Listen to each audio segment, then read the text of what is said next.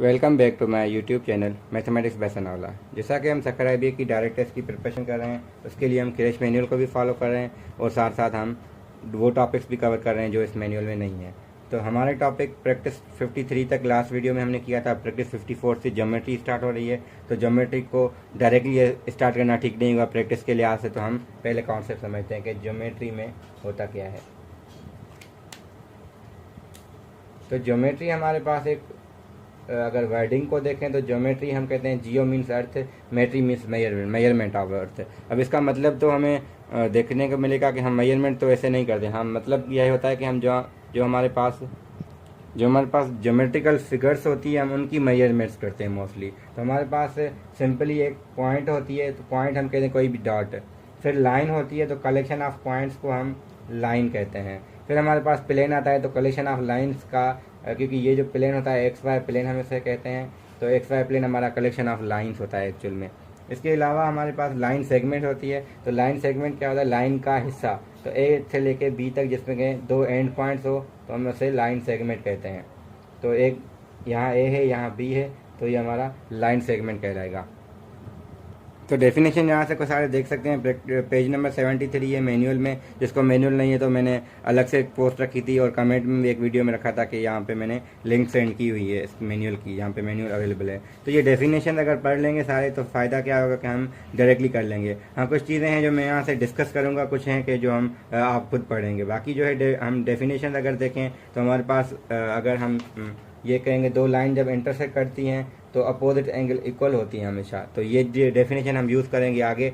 अगर यहाँ 1 है, यहाँ 2 है, यहाँ 3 है, यहाँ 4 है, तो अगर दो लाइन इंटरसेक्ट करें तो 1 2 बराबर होंगे, 3 4 और इक्वल होंगे आपस में। सिमिलरली फिर अगर आपके पास ये कोई एंगल, अब एंगल की डेफिनेशन क्या है अगर हम देखें तो एंगल की डेफिनेशन सिंपली होती है कि जब दो लाइनें आपस में इंटरसेक्ट करती हैं तो एक, मतलब या दो रेज को हम मोस्टली कहते हैं, जब इंटरसेक्ट कर दे तो आपके पास मिलाते हैं तो एक एंगल बनती है। तो एंगल फिर अगर हम ऐसे बना रहे हैं तो एक ये एंगल है, एक ये एंगल है, फिर एक ये एंगल, तो इसको हम 1 2 3 कह रहे हैं। तो 1 और 2, 2 और 3 आपस में एडजेसेंट कहलाएंगे, यानी साथ में जो होंगी उनको हम एडजेसेंट कहेंगे, जो दूर होंगी वो एडजेसेंट नहीं होंगी। तो डेफिनेशन है यहाँ पे, इस वजह से हम बात कर रहे हैं। तो एडजेसेंट एंगल कैसे कहते हैं? जो एंगल साथ में, जैसे 1 और 2 है तो साथ में अगर हम यहाँ पे वर्टिकल एंगल्स को इसका नाम भी देते हैं, जो कह रहे थे 1 2, और या ये जो अपोजिट एंगल इक्वल होती हैं, ये जो हम कह रहे थे पहले भी। सिमिलरली यहाँ से डेफिनेशन कॉम्प्लीमेंट्री अगर हम उनको कहते हैं जो जिनका सम 90 हो। सप्लीमेंट्री एंगल वो होती है जिनका सम 180 हो। तो ये डेफिनेशन ऐसे नहीं लिखी हुई है, हमें काम आएंगी, यूज़ करेंगे हम आगे। जो क्वेश्चन हमारे जो बिल्ड हैं वो इन पर डिपेंड कर रहे हैं, क्योंकि इनमें ये कॉन्सेप्ट सारे यूज़ हो रहे हैं। सिमिलरली आपके पास कुछ और ट्राइंगल के किस्म हैं। अब ट्राइंगल में एक चीज़ मैं बताने जा रहा हूँ। तो ट्राइंगल हम ऐसे कहते हैं जिसमें 3 एंगल्स हों, ठीक है। तो हमारे पास अगर 3 एंगल्स हैं तो हम कहेंगे alpha plus beta plus gamma, या ABC भी कह सकते हैं। इनका सम क्या होगा? 180। एक ये डेफिनेशन इसकी होगी। फिर हम इसको दो कैटेगरी में डिवाइड करते हैं। ट्राइंगल को हम दो किस्म से देखते हैं। एक होता है बाय एंगल देखते हैं, फिर एक देखते हैं बाय साइड्स। तो फिर हम इसके, जैसे हमने पॉलिनोमियल में नाम दिए थे तो यहाँ पे भी हम नाम देते हैं इनको। वहाँ पे डिग्री और टर्म के लिहाज से नाम थे, यहाँ पे एंगल और साइड के लिहाज से नाम है। अगर हम ये कहते हैं कि वन एंगल, अगर वन एंगल आपकी क्या है? एक्यूट है। एक्यूट हमें कैसे कहते हैं? एक्यूट वो होती है जो 90 से कम हो।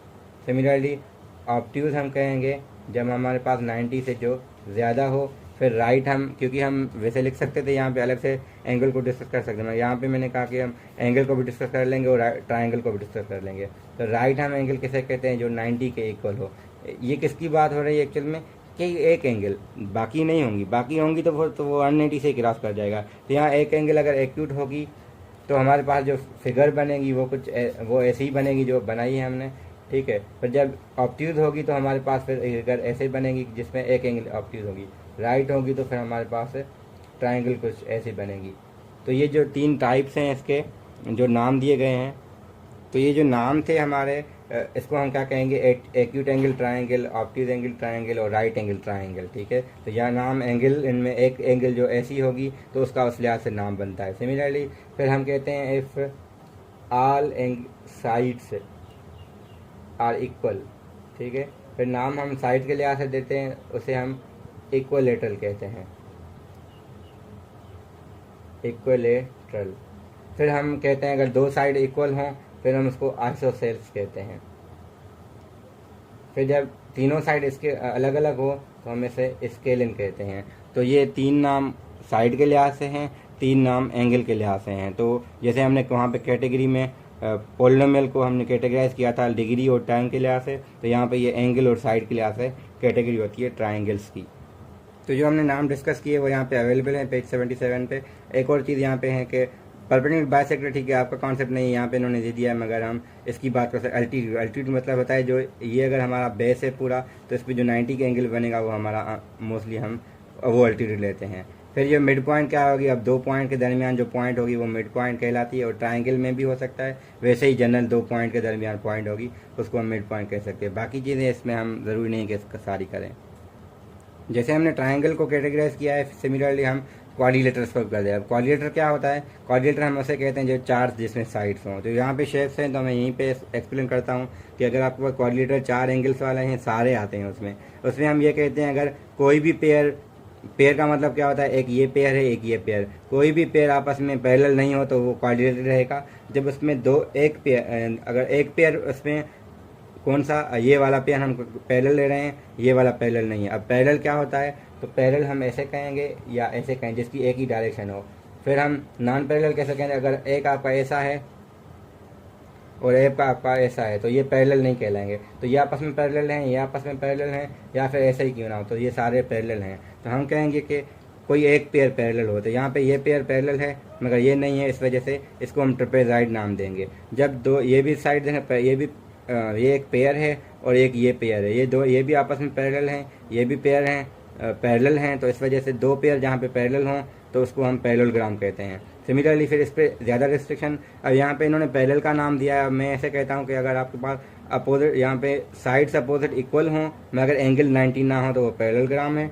जब वो एंगल अपोजिट साइड तो इक्वल थी, इसके अलावा हम अगर एंगल भी 90 करते हैं तो यानी इसको हम देखें यहाँ पे कह रहे हैं parallelogram with 4 congruent angle. Congruent का मतलब क्या होता है, एंगल क्योंकि 4 होती हैं, चारों का सम 360 होता है, तो अगर हम उसको इक्वली ट्रीट करना चाहें तो सारी 90 हो जाएंगे ऑब्वियसली। तो हम कह रहे हैं जब एंगल 90 हो तो वो रेक्टेंगल बन जाता है। फिर इसी रेक्टेंगल को अब और मजीद हम कहते हैं कि अगर अपोजिट साइड जो इक्वल थे, अब कह रहे हैं सारे साइड भी इक्वल हो जाएँ। एंगल तो 90 थी, अब साइड्स भी इक्वल हो गए तो वो स्क्वायर बनेगा। अगर हम पैरेललोग्राम पे रिस्ट्रिक्शन ये लगाते हैं एंगल वैसे ही रहें, सिर्फ हम साइड्स को इक्वल कर दें सबको, तो फिर हमारे पास वो रोम्बस की शक्ल बनेगी। तो ये जो शेप्स हैं आपके पास, इसकी डेफिनेशन क्या होगी कि हमारे पास हम मोस्टली फार्मूला हम आगे देखेंगे कि जो फार्मूला यहाँ पे बुक में मेंशन है इनके एरिया के लिए, इसके पेरीमीटर के लिए और बाकी चीज़ों के लिए जो भी हैं हम वो देख लेंगे। तो पैरेललोग्राम के अंदर ये सारी डेफिनेशन जो प्रॉपर्टीज़ इसकी हैं वो सारी लिखी हुई हैं, वो आप देख सकते हैं सारे। सिमिलरली कुछ डेफिनेशन भी हैं रेक्टेंगल की, रोम्बस और स्क्वायर की, जो यहाँ पे मैंने शेप्स बताई यहाँ पे वो अलग से एक पेज बना के उन्होंने मेंशन कर दिया है। सिमिलरली पॉलीगॉन में आपके पास क्या क्या, पॉलीगॉन हम कहते हैं, पॉली मतलब मैनी, गोन मतलब एंगल, ठीक है, जिसकी 3 साइड्स हो तो उसको हम 3 साइड्स हों जिस पॉलीगॉन की उसे हम ट्राइंगल कहते हैं। ये सारी डेफिनेशन आपके पास वही हैं जो हम फिगर से देखी थी हमने, यहाँ पे उन्होंने वर्डिंग में लिखी है क्योंकि MCQ आपका यहाँ से आ सकता है कि कोई डेफिनेशन ऐसी लिखी हो तो यहाँ पे कोई वर्ड अगर जो ट्राइंगल कोई भी हुआ तो उसके लिए डेफिनेशन आ सकती है, तो ये सिर्फ डेफिनेशन पढ़ लीजिएगा आप। सिमिलरली आपके पास आगे भी कुछ डेफिनेशन है, ट्रेपेजियम की है, ट्रेपेजाइड प्रिंसिपल है या काइट है, वो क्या होगा वो सारे आप डेफिनेशन पढ़ें क्योंकि डेफिनेशन में से कोई भी आ सकता है। आप देखें ये दोबारा इन्होंने दिया है, ये पेज दोबारा आया है जो यहाँ पे हुआ था, जो ठीक है दोबारा प्रिंट हो गया, ठीक है, मिस्टेक हो सकती है। सिमिलरली फिर सर्किल पे है तो हम डायमीटर की डेफिनेशन क्या होगी, सर्किल हम कैसे कहते हैं पहले वो देखते हैं। तो हमारे पास फिगर होती है सर्किल, सर्कल हम इसको कहते हैं जिसकी एक पॉइंट हम लेते हैं जिसको सेंटर कहते हैं, उससे सेम डिस्टेंस पे जो भी पॉइंट्स होंगी, ये जो भी पॉइंट्स हैं इन सब की कलेक्शन अगर हम मिलाते हैं इन सबको तो वो हमारे पास सर्किल की डेफिनेशन बच जाती है, जिसको हम कहते हैं कि collection of point equal distance from a fixed point, जिसको हम सेंटर कहते हैं, फिक्स लाइन यानी वो रेडियस हो जाएगा। फिर हम डेफिनेशन लगाते हैं कि अगर हमारे पास सर्किल की 2 पॉइंट कोई भी उठाएं उनको मिलाएं, ऐसे मिलाएं या वैसे मिलाएं, आपके पास ये डेफिनेशन आती है कॉर्ड की, ये सारे कॉर्ड हैं CHORD। फिर हम कॉर्ड, सबसे बड़ा कॉर्ड कौन सा होगा जो सेंटर में से क्रॉस करे, इस सेंटर वाले कॉर्ड को हम अलग नाम देते हैं डायामीटर, ठीक है। फिर जब डायामीटर आ जाता है, फिर जब डायामीटर को हम हाफ करते हैं तो हमारी डेफिनेशन बन जाती है रेडियस की। तो रेडियस क्या होता है, हम यहाँ से लेके ऐसे लें या फिर ऐसे लें, बात एक ही है। तो ये हमारा रेडियस आर कहलाता है। फिर जो ये पॉइंट होगी हमारी वो सेंटर होगी। अब सेंटर कोई भी हो सकता है, ज़रूरी नहीं कि वो सेंटर 0 0, सेंटर सर्कल का कहीं पे भी हो सकता है। यहाँ पे डेफिनेशन लिखी हुई है सर्कल की, ये वो तो सारे हम देख सकते हैं। सर्कल के लिए, सर्कमफ्रेंस के लिए, रेडियस के लिए, कॉर्ड के लिए, डायमीटर के लिए, ये सारी डेफिनेशन आप देख लीजिएगा। फिर हम ऐसे करते हैं कि हम प्रैक्टिस जब नेक्स्ट वीडियो में स्टार्ट करेंगे, प्रैक्टिस 54, क्योंकि ये जो फार्मूला हम नहीं डिस्कस करें, ये डायरेक्टली 59 प्रैक्टिस में यूज़ होंगे। तो इस वजह से इन फार्मूला को हमें फिलहाल देखना ही है। कुछ होंगे पहले भी यूज़, हम वो उस लिहाज से देखते आएंगे। जो प्रैक्टिस 54 होगी, नेक्स्ट हमारा ये टारगेट होगा। थैंक यू की थी, और जो बुक में डेफिनेशन गिवन थी उसको हमने सिर्फ देख लिया था। हमने कोई प्रैक्टिस स्टार्ट इसलिए नहीं की क्योंकि उस पर हम स्टार्ट करते कुछ ही क्वेश्चन हो सकते थे, इस वजह से मैंने कहा कि हम अलग वीडियो में बनाएंगे। तो आज का हमारा जो टॉपिक है वो प्रैक्टिस 54 को हम डील कर रहे हैं, तो हम इसको अटेम्प्ट कैसे करें। अब यहाँ पे फ़ायदा ये है कि क्वेश्चन ये ऑब्जेक्टिव है, तो आपके लिए थोड़ी हेल्प मिलेगी, इनके ऑप्शन भी अवेलेबल हैं। तो इनमें टेक्निक क्या है, अब क्वेश्चन नंबर 1 है, तो क्वेश्चन नंबर 1 में हमारे पास प्रैक्टिस नंबर 54 जो है उसमें हम ये कह रहे हैं कि अगर दो ऐसी कोई फिगर गिवन है, ये है और ऐसी कुछ गिवन है, इसमें हम कह रहे हैं कि तो ये एंगल हमें 2B गिवन है, यहाँ पे B गिवन है, यहाँ 4A गिवन है, यहाँ पे 2A गिवन है। तो हमने ये एक डेफिनेशन पढ़ी थी शुरू में कि अगर दो लाइनें इंटरसेक्ट करती हैं तो उनकी अपोजिट एंगल इक्वल होती हैं। तो इस वजह से ये जो है अगर देखा जाए तो इसको हम कंसीडर ना करें। ये अगर एक लाइन है, एक ये है, तो ये अगर इंटरसेक्ट कर रही हैं तो ये एंगल और ये एंगल आपस में, इसमें क्या होगा, देखें हमने पार्ट्स को डिस्ट्रीब्यूट किया। अगर हम पूरा देखते और ये पूरा देखें फिर भी ठीक है, अगर इनको देखें तो हमारे पास B = एक 2A है, ये भी इक्वल हैं, और हम यहाँ पे 4 है तो यहाँ पे भी हम 4A रख सकते हैं, ठीक है, और यहाँ 2B है तो यहाँ 2B रख सकते हैं। फिर अगर ऐसे देखें तो ये पूरी हमारे पास क्या स्ट्रेट एंगल होती है, तो इस पर ये पूरा क्या होगा, इतना हमें पता है ये 180 होता है। तो इस वजह से इसमें इस साइड देखें या इस साइड देखें तो हम इस साइड वाला देखते हैं। तो इस पर क्या है, 2B है, B है और 4A है, तो ये सारे क्या हो जाएंगे, टोटल 180 के इक्वल। अब हमारे पास B = 2A है, मगर हम ये नहीं रखेंगे क्योंकि हमें सवाल में पूछना है द वैल्यू ऑफ B। अगर वैल्यू ऑफ B पूछ रहे हैं तो हम B = 2A रखने से हमें A मिलेगा। तो अच्छा ये है कि हम ऐसा करें जो हमें डायरेक्टली वैल्यू किसका मिल जाए, B का मिल जाए। तो इसको अगर हम देखें यहाँ से B = 2A भी रख सकते हैं, इसको अगर डबल मल्टीप्लाई करें तो ये आपको देखना 2B = आपके पास मिलेगा। यहाँ से हम ऐसे कर सकते हैं, 2 को मल्टीप्लाई किया तो 2B = 4A, तो डायरेक्टली 4A को 2B से रिप्लेस कर सकते हैं। फ़ायदा क्या है कि 2B + B + 2A 2B = 180, तो यहाँ से हमें मिलेगा 5B = 180।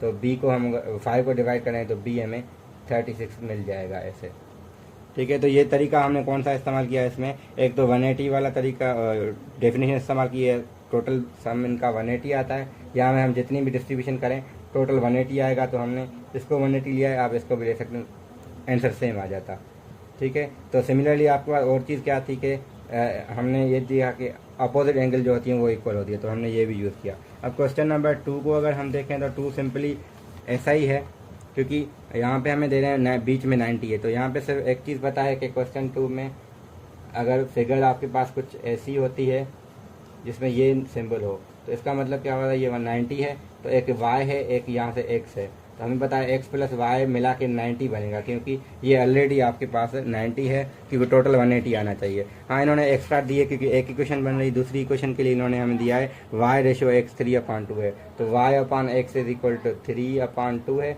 जिसको हम लिख सकते हैं 2y = 3x। तो यहाँ से हम सब्स्टिट्यूशन मेथड अप्लाई कर सकते हैं, हमें आंसर मिल जाएगा। यहाँ से x की वैल्यू निकालें या y की निकालें, हम यहाँ पुट करें तो दोनों एंगल हमें मिल सकती हैं। या जो पूछे तो हम वही बताएंगे, अगर हमें y पूछेगा तो हम y बता देंगे। यहाँ पे कह find the value of x, तो हम क्या करेंगे, y की वैल्यू सब्स्टिट्यूट करेंगे, क्या अगर 90 - x वो यहाँ पे रखें तो आपको x की वैल्यू ईजिली मिल सकती है। तो क्वेश्चन नंबर 3 सिंपली 3 आपको क्या करना है, what is the measure of angle. अगर आपके पास 150 में हमें बताया गया है कि what is the measure of the angle found by, अगर ये टाइम हो रहा है तो 150 अगर हो रहा है तो कितनी एंगल होगी। तो हम यहाँ पे ये देखेंगे कि अगर हर 5 मिनट के बाद क्या होता है, 30 एंगल होती है। तो अगर हम क्लॉक बनाए, यहाँ पे क्लॉक में अगर हम टाइम लिख रहे हैं एक 150, तो 150 है तो एक यहाँ पे होगी और एक 10 पे होगी, क्योंकि 11 पे 55 हो जाते हैं, 12 पे पूरा हो जाता है। तो आपके पास ये हो जाएगा। तो यहाँ देखें तो हर 5 मिनट के बाद 30 डिग्री है, तो यहाँ 11, 12 फिर 1, तो 30 का डिफरेंस टोटल देखें तो हमारे पास ये 90 बनेगा। इसलिए इसका आंसर जो आएगा वो आपके पास 90 आ जाएगा। जब भी आपके पास मतलब 15 मिनट्स का डिफरेंस हो जिसमें भी टाइम में, क्योंकि 150 हुआ है, अगर हमारे पास 12:15 हों या फिर 6:15 हों तो उस केस में भी आपके पास यही आ जाएगा। तो हम मोस्टली देखेंगे अगर आपके पास ऐसी हो इस किस्म का, भले वो ऐसे हो, तो हर जगह पे क्या होगा 90 की आ जाएगी। सिमिलरली क्वेश्चन नंबर 4 में हमारे पास क्या गिवन है कंडीशन,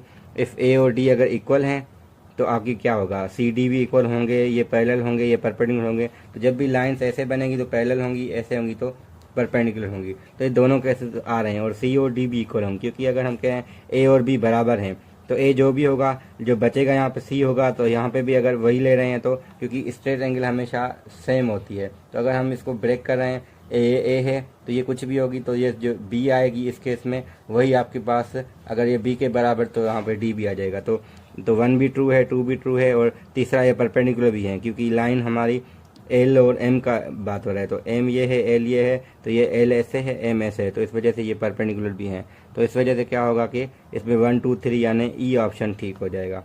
सिमिलरली यहाँ पे हमें पूछ रहे हैं कि एंगल डी ओ ई क्या होगी, तो डी यहाँ पे है, ओ यहाँ पे है, ई यहाँ पे है, ओ के मिडिल में होता है, तो हमें ये एंगल पूछ रहे हैं। तो यहाँ भी अगर देखें तो हमारे पास कुछ ऐसा बन रहा है। हाँ, बीच में एक ये चीज़ है, मगर यहाँ देखा जाए तो ये पूरी जो एंगल है वो 90 की है, तो इस वजह से यहाँ पे इसका आंसर जो है वो 90 हो जाएगा, और यहाँ पे प्रैक्टिस 54 हमारी पूरी होती है। प्रैक्टिस 55 के लिए हमें एक चीज़ आनी चाहिए, अगर आपका राइट एंगल ट्राइंगल है तो उसमें आपको ये हाइपोटेन्यूस है, ये परपेंडिकुलर है, अगर ये बेस है तो h² = p² + b², ये पाइथागोरस थ्योरम कहलाता है, हमारे पास ये यूज़ होगा।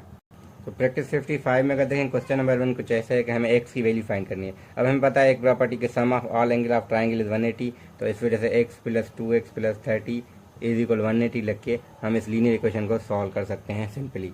सिमिलरली क्वेश्चन नंबर 2 है, इसमें इक्विलेटरल ट्राइंगल। इक्विलेटरल ट्राइंगल तो हर जगह पे a यहाँ है तो यहाँ भी a होगा, मगर इक्विलेटर की वजह से अगर हम अल्टीट्यूड निकालेंगे तो हाफ हाफ में ब्रेक होगा, तो ये a/2 होगा, यहाँ पे a/2 हो जाएगा। तो यहाँ पे अगर हम एक ट्राइंगल के लिहाज से देखें तो वो अगर ये बन रही है तो इसमें ये a है, ये अगर a है, यहाँ पे a/2 है, यहाँ पे हम 6 ले रहे हैं, तो ये a इसको कंसीडर करें, और अब पाइथागोरस थ्योरम अप्लाई करें तो a² = a/2 का स्क्वायर प्लस का 6 स्क्वायर, तो यहाँ से आपको a की वैल्यू मिल जाएगी जो कि लेंथ ऑफ द साइड होगी, यानी जो सारी साइड वैसे इक्वल हैं। फिर इसके अलावा फार्मूला हमें यूज़ करना है।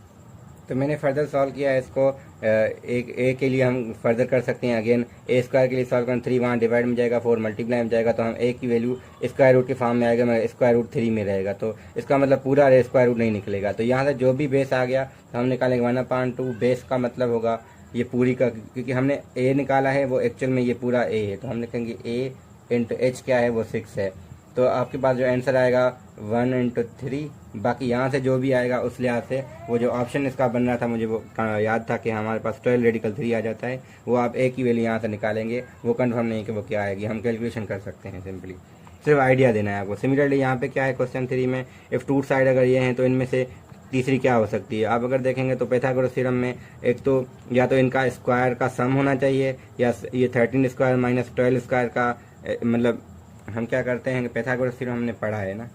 क्वेश्चन 3 में कह रहे हैं अगर राइट एंगल ट्राइंगल ये 2 साइड्स हैं, तीसरी साइड क्या हो सकती है पॉसिबिलिटी, तो हम ये भी कर सकते हैं 12² + 3² 13² का रेडिकल, एक ये पॉसिबिलिटी बन सकती है जो आता है √313, उन्होंने ये ऑप्शन दिया है। फिर तीसरा ये बन सकता, दूसरा ये बन सकता है 13² - 12², क्योंकि 12² - 13² का ऑप्शन कभी भी नहीं बनेगा। क्यों नहीं बनेगा, क्योंकि वो ऐसे होता है नेगेटिव आ जाएगा, उस वजह से हम वो करेंगे ही नहीं। यहाँ से जो आएगा वो √25 यानी 5 आ जाएगा, तो ये ऑप्शन हमें दिया गया है। बाकी बचा 11 कभी नहीं आ सकता, क्योंकि या तो ये पॉसिबिलिटी डिफरेंस की है या सम की है, इसके अलावा और कोई पॉसिबिलिटी नहीं है, तो इस वजह से इसका जो आंसर आएगा 1 × 2 ओनली, यानी ऑप्शन नंबर सी हो जाएगा। सिमिलरली क्वेश्चन नंबर 4 है, उसमें हमें ट्राइंगल दिया गया है। ट्राइंगल में हम इससे क्या पूछ रहे हैं, हम ये 2 ट्राइंगल हैं, तो एक्चुअल में यहाँ पे 5 है, यहाँ S है, यहाँ P है, और हमारे यहाँ पे 20 है, ठीक है। तो यहाँ पे देखें तो आपके पास ये कुछ नहीं दिया गया और ये 3 दिया गया है, हमें क्या फाइंड करनी है, PS फाइंड करनी है। अब ये फाइंड करने के लिए अगर देखा जाए तो ये जो ट्राइंगल है इसमें ये S है, ये P है, ये 3 है, मगर ये भी अननोन है, ये भी अननोन है। तो इस वजह से हमें पहले इन दोनों में से एक चीज़ चाहिए। तो हम क्या फाइंड कर सकते हैं, तो यहाँ पे अच्छा हमें 5 ये दिया गया है ना, तो यहाँ पे मिस्टेक थी कि वो मैंने दूसरी फिगर देख ली, यहाँ पे 3 नहीं गिवन था। तो इसमें ना परपेंडिकुलर पता है ना हाइपोटेन्यूस पता है। तो इस वजह से हम क्या कर सकते हैं, हमें ये चीज़ पता है कि हम टोटल के अगर हिसाब से देखें तो हमें वो चीज़ क्लियर हो जाएगी कि हम फाइंड कर सकते हैं, क्योंकि यहाँ पे हमें 11 यहाँ पे दिया गया है। तो हम टोटल यहाँ देखें, अगर टोटल बड़ा ट्राइंगल बनाए जो बड़ा बनेगा उसमें यहाँ 11 और 5 मिला के 16 है, और यहाँ पे तो इस बड़े ट्राइंगल के लिहाज से देखें तो यहाँ 16 गिवन है, यहाँ 20 गिवन है, यहाँ x। तो हम पाइथागोरस इस्तेमाल करके ये फाइंड कर सकते हैं, जो कि हमें मिलेगा 20 square is equal x square plus 16 square करके, यानी 400 माइनस का 256 इज इक्वल एक्स स्क्वायर। जो बचेगा इसका स्क्वायर रूट लेंगे तो आपके पास x मिल जाएगा। यहाँ से जो x मिलेगा इसको अब यहाँ पे हम इस्तेमाल कर सकते हैं, क्योंकि ये दो इस्तेमाल करके हम ये फाइंड कर सकते हैं, और वही हमारा PS होगा। तो पाइथागोरस का यहाँ पे डबल यूज़ है। तो एक तरीका क्या था, हमने इन दोनों को यूज़ करके ये पूरा और ये यूज़ करके हमने ये फाइंड किया, फिर इन दोनों को यूज़ करके हमने ये फाइंड किया। तो इसमें ये ट्रिक थी, हमारी पाइथागोरस थ्योरम डबल यूज़ हो रहा है। तो ये दोबारा भी चीज़ें ऐसी होंगी, मगर फिलहाल हमारे पास अगर हमसे ये क्या पूछ रहे थे, ये लेंथ पूछ रहे थे। अगर एरिया पूछते तो फिर उसके लिए कॉन्सेप्ट ये लगे, उसमें सिर्फ हमें हाइट चाहिए थी, वो भी हम आगे इस क्वेश्चन में आगे कर लेंगे। तो क्वेश्चन नंबर 4 हमारा यहाँ पे पूरा हो गया। अब 4 के लिए फिगर हमें पहले दी गई थी, क्वेश्चन बाद में था।